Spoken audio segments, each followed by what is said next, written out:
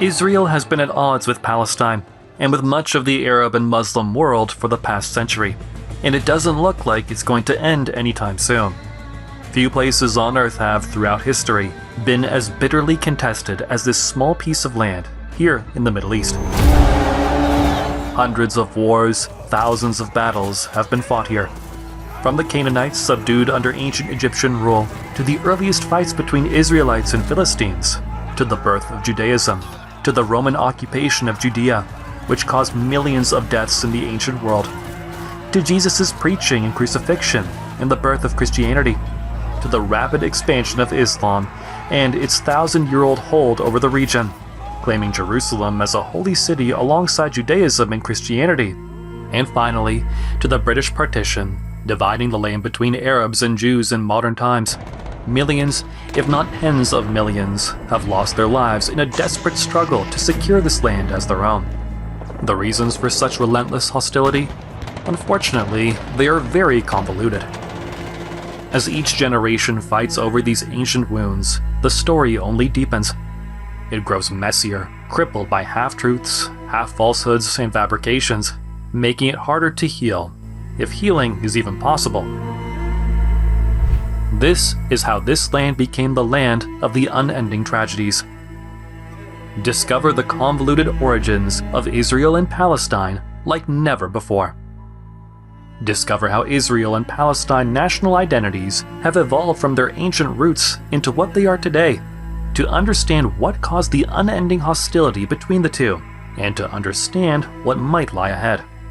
In this journey, you will uncover not just the origins of Israel and Palestine, but also the origins of God Himself and the way He evolved, from Judaism to Christianity to Islam. One land, two names. 3 Abrahamic religions. 4,000 years of conflicts.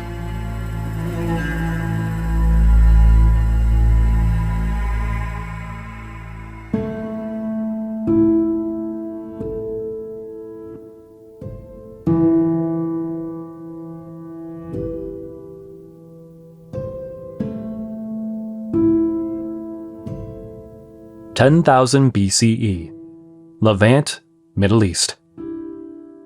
A group of early settlers, known as the Natufians, established here some of the first villages in the world.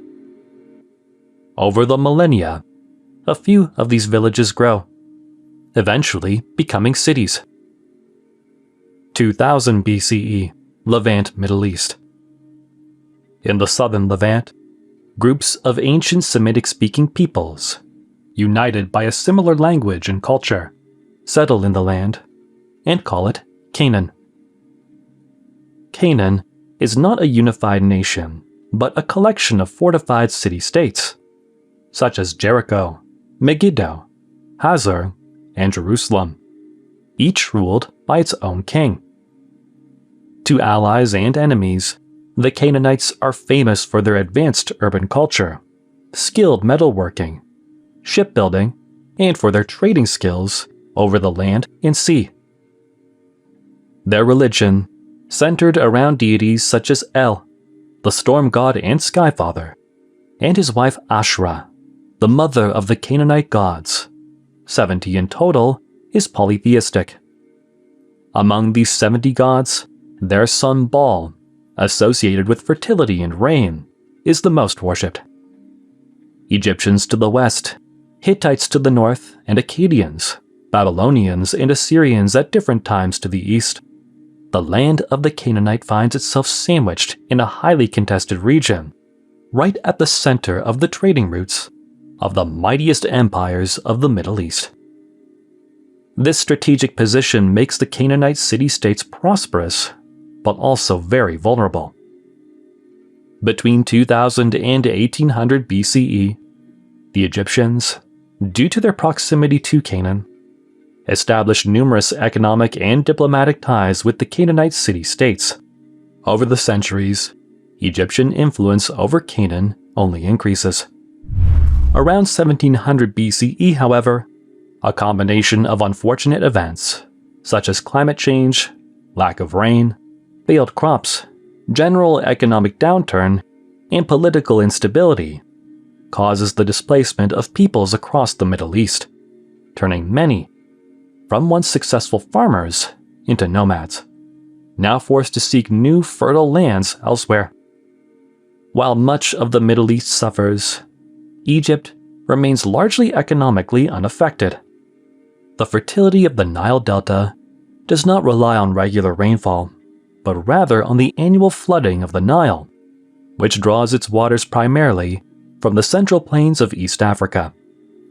As a result, groups of migrants from the southern Levant and surrounding regions, predominantly Semitic-speaking peoples, including the Canaanites, now begin to turn their attention toward Egypt.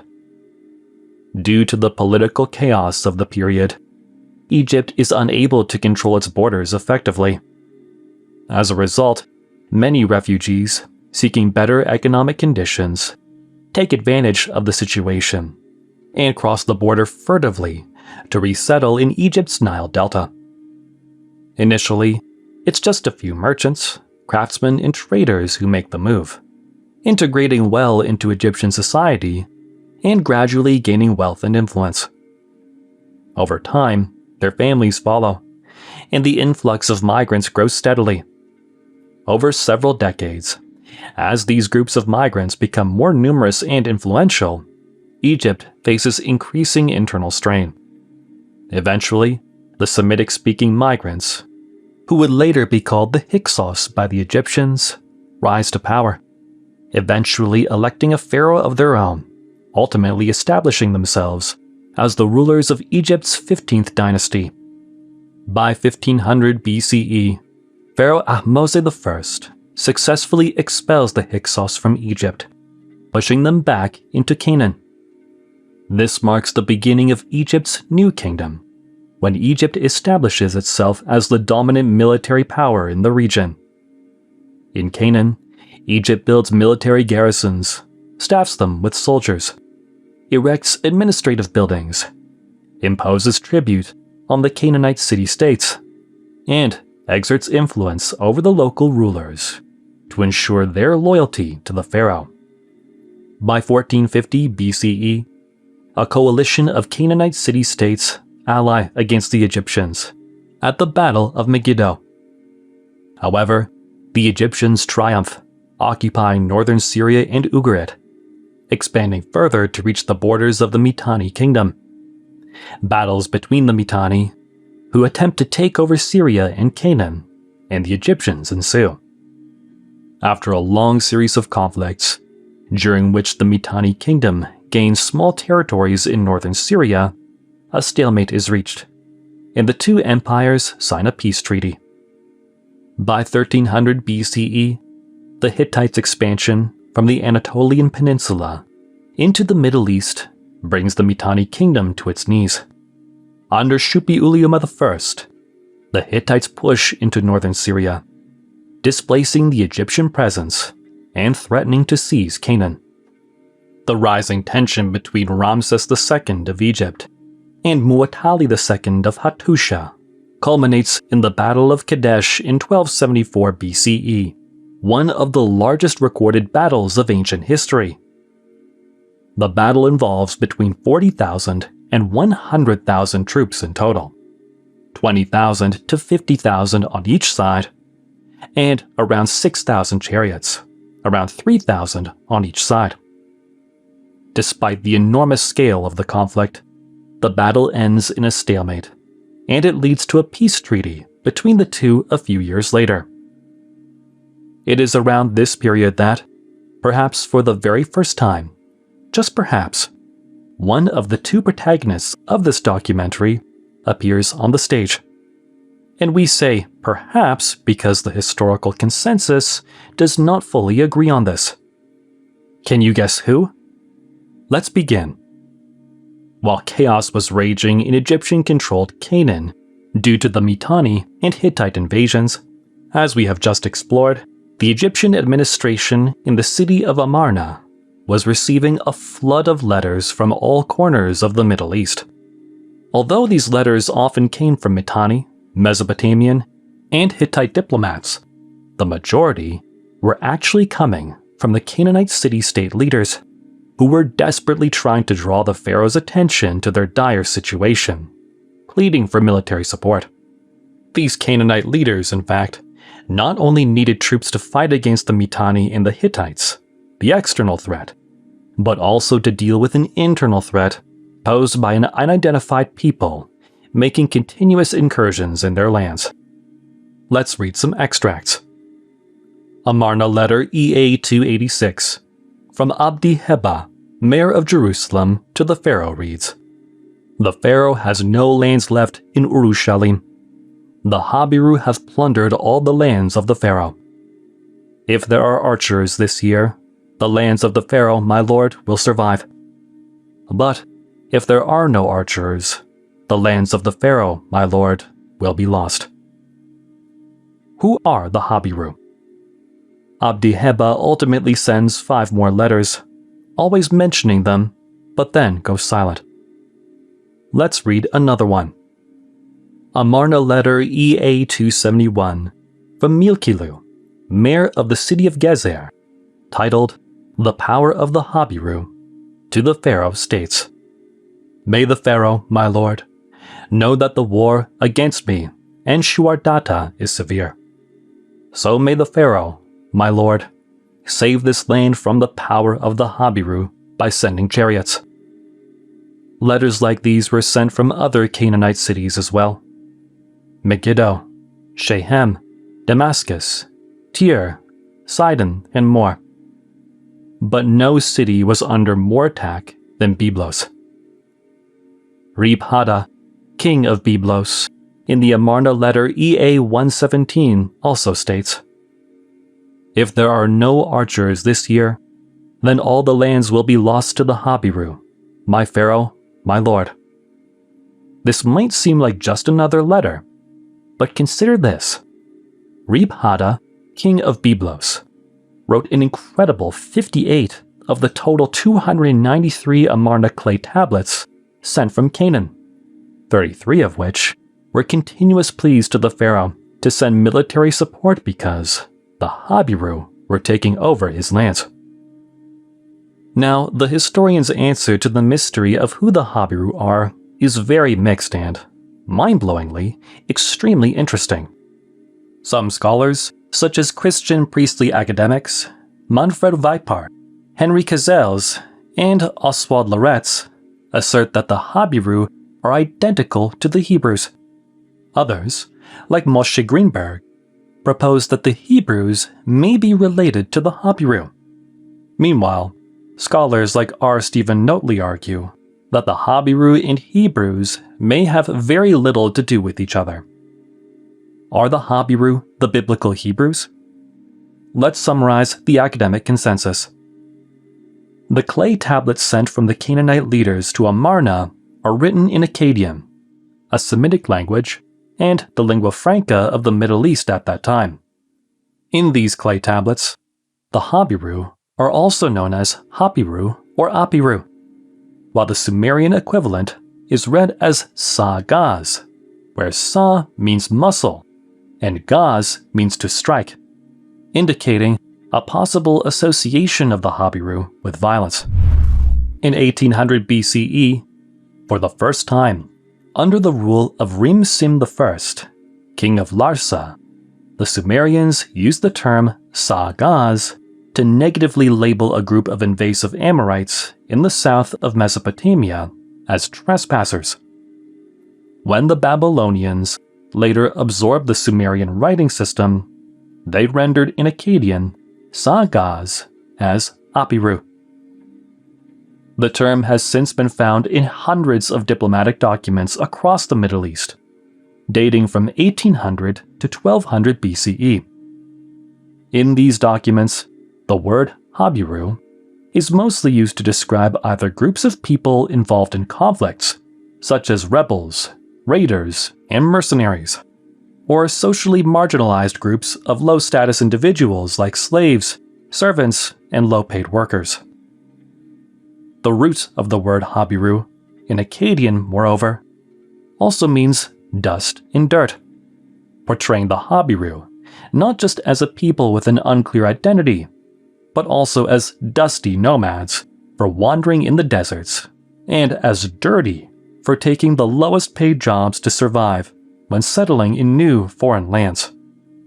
Setting aside the etymology of Habiru, the academic consensus does not fully agree on the etymology of the word Hebrew either.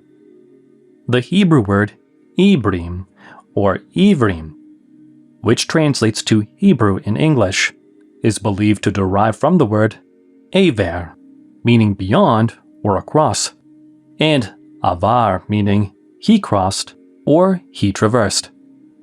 Therefore, Ibrim, hence Hebrew, might mean he who came across, likely describing a wandering nomad or migrant. Experts in biblical studies, D.R.G. Bitty and Philip R. Davies, in their research, What Does Hebrew Mean? The Journal of Semitic Studies 2011, to clarify this unusual meaning of Hebrew, which seems to have no apparent connection to either Jews, Judaism, nor Israel.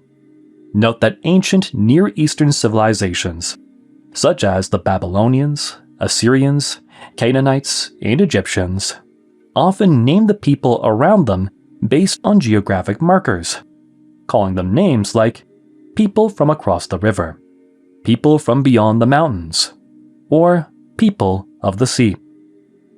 For example, from the perspective of a Babylonian man in the 15th century BCE who spoke Akkadian, the area on the opposite side of the Euphrates would have been called Aver Nahar, meaning across the river, with its inhabitants referred to as the people from across the river, hence possibly Hebrews. This suggests that the Habiru and later the Hebrews likely did not create this name for themselves, but adopted what others called them. Curiously, historian and archaeologist Nadav Na'apman, in his research Habiru in Hebrews, the transfer of a social term to the literary sphere, 1986, observes that whenever the Hebrews are mentioned in the Bible, their condition is strikingly similar to that of the Habiru, as a socially marginalized people, either servants or slaves, struggling to break free from bondage. Moreover, just as the Habiru are named and defined by others as unruly nomads, so too are the Hebrews, whose name might simply mean migrants from across a river. The names Habiru and Hebrew, as we have just discovered, are both given by their oppressors and passively adopted by the Hebrews themselves, reflecting a passive acceptance of their reality. However, at least in the Bible, as the Hebrews continue to wander in search of a land to call their own, they evolve. When they finally reach the Promised Land, they transform from being merely Hebrews, a people named by others, into a people who actively define themselves, the Israelites. Now, are the Habiru really the biblical Hebrews? We don't know yet. The Habiru are never explicitly mentioned in the Amarna letters as having a specific language, origin, culture, or religion, making the connection between the Habiru and the Hebrews still academically debated. However, scholars who support this link argue that if the Hebrews are indeed related to the Habiru, then they may have originated as a distinct group from within the Habiru, but eventually developed a unique identity, distancing themselves from them. In fact, when scholars today use the term Hebrews, they tend to refer to a broader, earlier group of Semitic-speaking people, which may include the Israelites, but is not limited to them. To quickly recap, now that we've established the historical context and explored the possibility that the Hebrews, a term frequently used erroneously as a synonym for Israelites or Jews, might have already existed, the next century is when both of our protagonists suddenly emerge.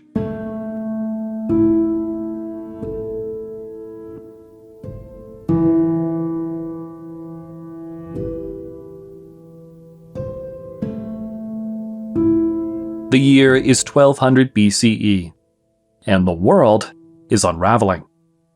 Volcanic eruptions and devastating earthquakes are causing cities to crumble, leaving thousands dead across Europe and the Middle East. The climate swings wildly, either scorching hot or bitterly cold, while droughts, driven by a lack of rainfall, devastate agriculture, leading to social and political unrest that spreads rapidly across the Middle East.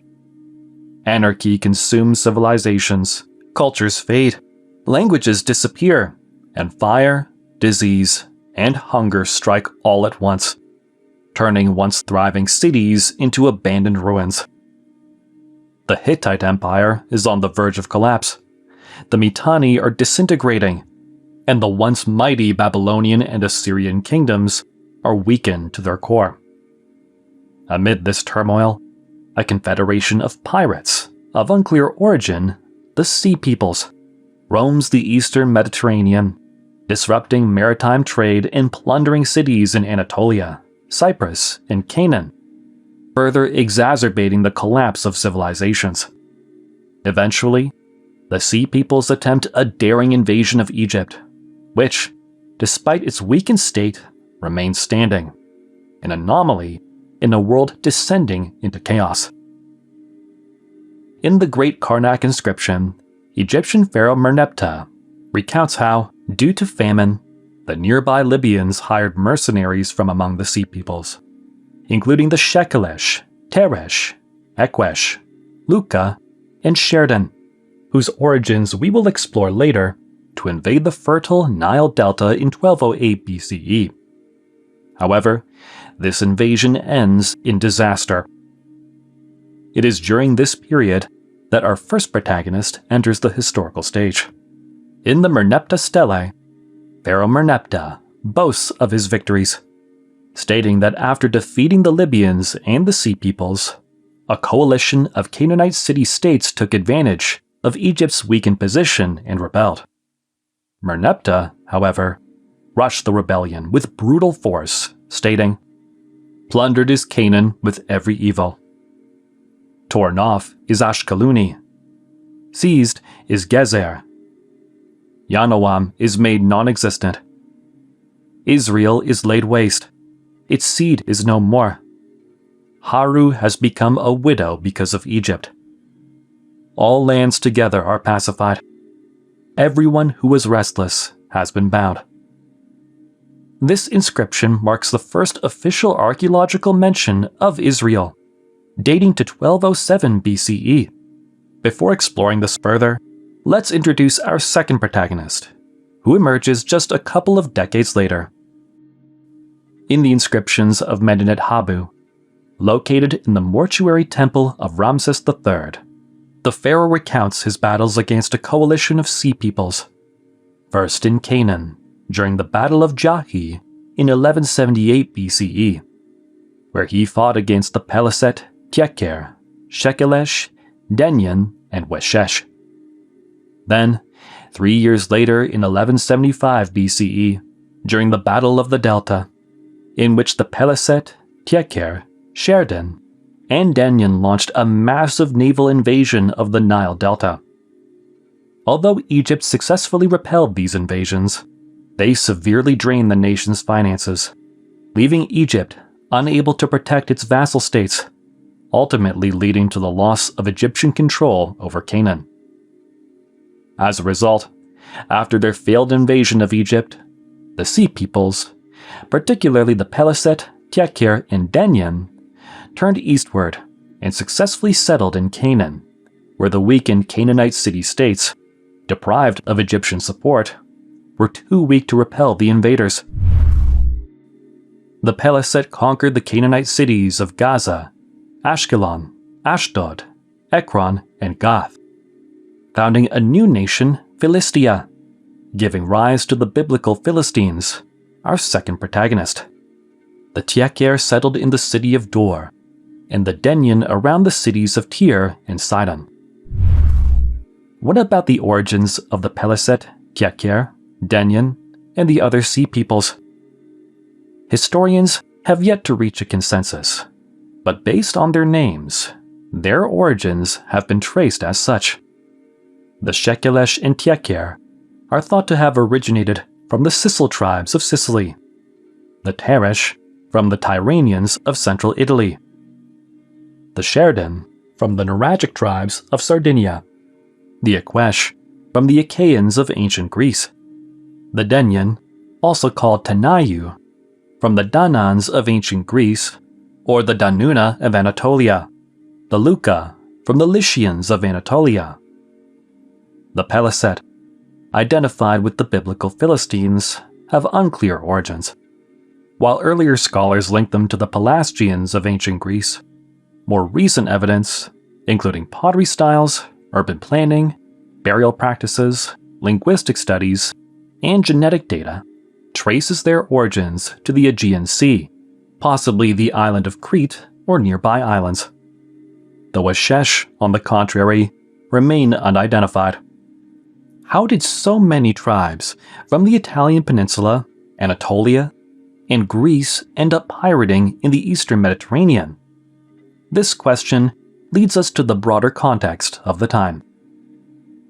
Aside from the natural disasters that were leading to the collapse of the Bronze Age, the invention of ironworking in the northern part of Greece, precisely in modern Bulgaria and Romania, which was happening at the same time, sparked a new revolution, the Iron Age. The gradual adoption of ironworking, which produced more durable and resilient weapons, may have given the northern Greeks, possibly including the legendary Dorians, a clear advantage over the Bronze Age Mycenaean kingdoms, contributing to their collapse, though this remains a debated theory. This upheaval in Greece, coupled with the devastating volcanic eruptions and earthquakes of the period, likely drove the Mycenaean Greeks to desperately abandon their lands, take to the seas, and seek new territories across the Mediterranean, contributing to the overall chaos of the region, ultimately leading to the settlement of Greeks in Canaan. With the settlement of the Sea Peoples in Canaan, while the Tieker and Denyen rapidly integrated into Canaanite society, the Philistines initially retained their Greek origins. Over time, however, they appear to have abandoned their original religion and, at least according to the Hebrew Bible, adopted the Canaanite god Dagon, father of Baal, as their national god. Turning back now to the origins of Israel, the mention of Israel in the Merneptah Stele of 1207 BCE, exactly during the initial incursions of the Sea Peoples into Canaan, along with the subsequent decline of Egyptian control over the region, and the eventual settlement of the Sea Peoples in the land, reveals that Canaan was now undergoing a sudden but decisive political and identity collapse. The once unified Canaanite city-states, in fact, were now beginning to emphasize their local differences, ultimately fragmenting into smaller, Semitic-speaking, yet still Canaanite-derived, new-forming identities. The Phoenicians, Moabites, Edomites, Ammonites, Midianites, and Israelites. While most historians generally simply stop at the idea that the Israelites emerged from the Canaanite cultural milieu, forming as a distinct group due to the fragmentation of Canaanite society, much like the Phoenicians, Ammonites, Edomites, and others, Anson Rainey, in his research, Shasu or Habiru, Who Were the Early Israelites? Biblical Archaeology Review 2008, goes further. He argues, on the contrary, that the Israelites may have instead formed through an amalgamation of different peoples, including groups like the Habiru, other Canaanites, and a mysterious group called the Shasu. In fact, by the time the Amarna letters, around 1400 BCE, while the Habiru were raiding the Egyptian-controlled Canaanite cities, a group of Semitic-speaking cattle nomads emerged as a growing threat in the south of Canaan. The Egyptians referred to these nomads as the Shasu, meaning wanderers. Due to their frequent disruptions of Egypt's access to Canaan, though, the Shasu were considered by the Egyptians to be an even greater threat than the Habiru. As a consequence, to restore order, the pharaoh launched numerous punitive expeditions in the south of Canaan. Notably, in the Temple of Solep, the Egyptians listed 6 Shasu tribes among their enemies: the Shasu of Sur, the Shasu of Reuben, the Shasu of Yihwa, the Shasu of Simt, the Shasu of Pispis, and the Shasu of Werber. Of particular interest is the Shasu of Yihwa, which scholars connect to Yahweh, the God of the Israelites, due to its similarity to the Tetragrammaton Yehuwah. Further evidence is found in the Shasu of Sur, associated with the Seir region near Petra, in modern-day Jordan, which aligns with the biblical Mount Seir in Edom, considered the biblical origin of Yahweh, as referenced in Judges 5:4-5.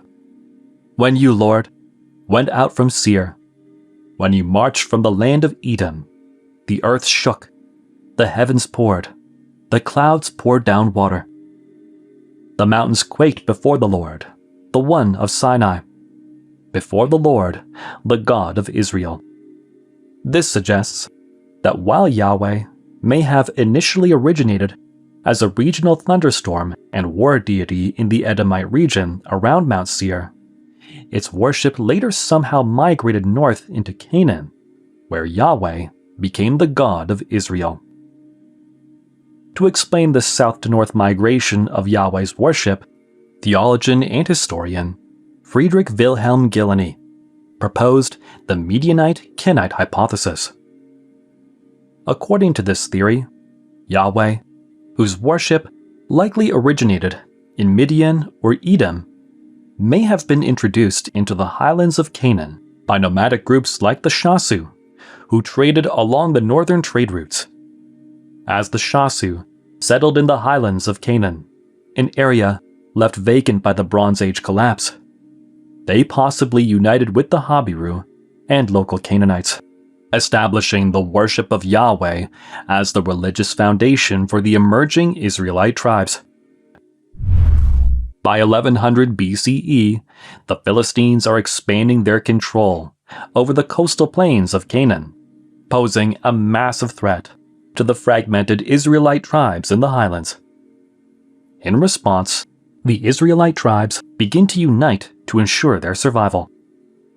According to biblical tradition, which remains archaeologically and historically debated, this leads to the rise of King Saul, who brings the tribes together against the common enemy.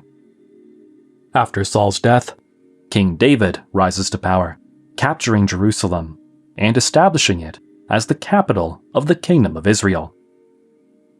David's son, Solomon, is traditionally credited with expanding the kingdom, building the first temple, and fostering trade and diplomacy. During this period, as recorded in biblical texts, several significant battles against the Philistines take place. These include Samson's legendary battle against the Philistines with a donkey's jawbone, the Philistines' theft of the Ark of the Covenant at the Battle of Aphek, David's victory over Goliath, the defeat of King Saul at Mount Gilboa, and the Israelite victories at Mizpah and Michmash. After Solomon's death, the kingdom splits into two: the northern kingdom of Israel and the southern kingdom of Judah. Although both kingdoms share a similar culture, their religious practices begin to diverge significantly. While the kingdom of Judah gradually shifts away from the ancestral Canaanite polytheism towards a more exclusive worship of Yahweh, the kingdom of Israel, by contrast, blends Yahweh's worship with Canaanite deities.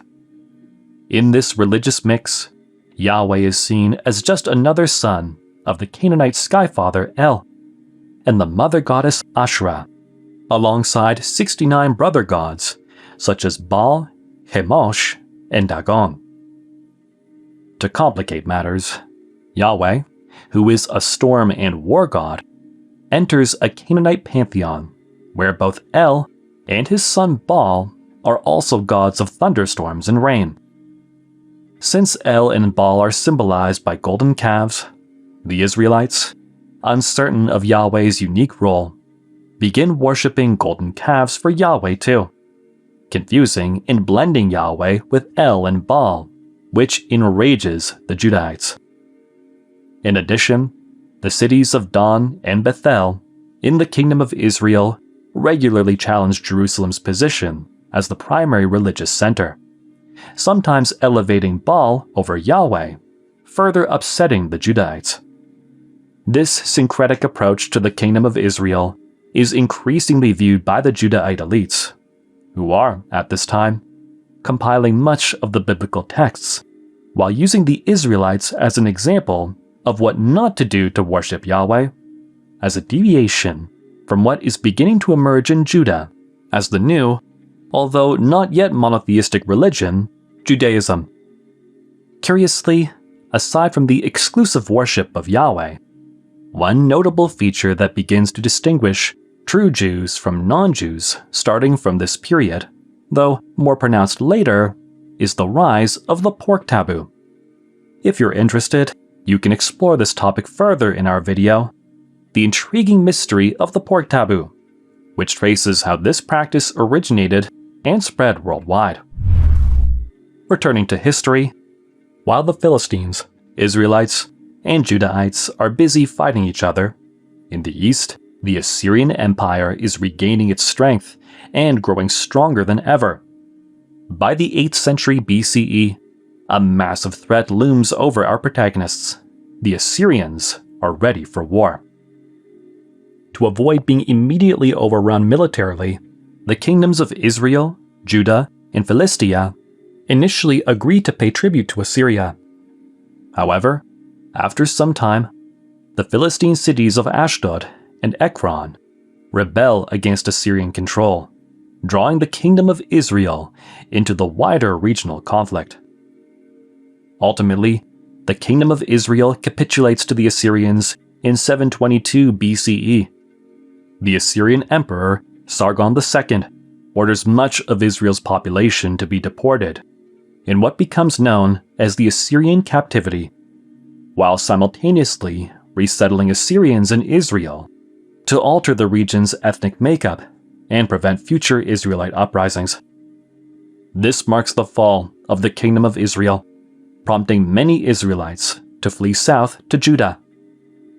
In its aftermath, Judah emerges as the stronghold of Israelite culture, preserving and continuing the traditions and beliefs of the northern kingdom.